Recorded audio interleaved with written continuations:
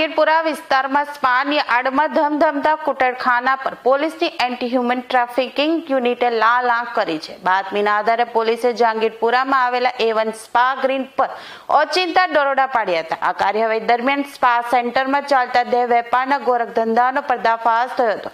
પોલીસની ટીમ સ્થળ પરથી મુખ્ય આરોપી સાહિલ ખાનની અટકાયત કરી હતી। દરોડા દરમિયાન દેહ વેપારના દલદલમાં ફસાયેલી 3 ભોગ બનનાર મહિલાઓને સુરક્ષિત રીતે મુક્ત કરવામાં આવી હતી અને તેમને આશ્રય સ્થાનમાં મોકલવાની તજવીજ હાથ ધરાઈ હતી। આ કાળા કારોબારમાં સાહિલ ખાન ઉપરાંત રૂખસાગર, ફેઝલ અને સુશીલ નામના અન્ય શખ્સો પણ સંડોવાયેલા છે। હાલમાં પોલીસે આ 3 આરોપીઓને વોન્ટેડ જાહેર કરી તેમની ધરપકડ માટે ચક્રો ગતિમાન કર્યા છે।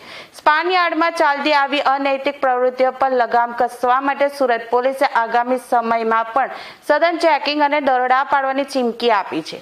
આ મામલે ઇમરોલ ટ્રાફિકિંગ એક્ટ હેઠળ ગુનો નોંધીને જહાંગીરપુરા પોલીસે આગળની કાયદેસરની કાર્યવાહી શરૂ કરી છે।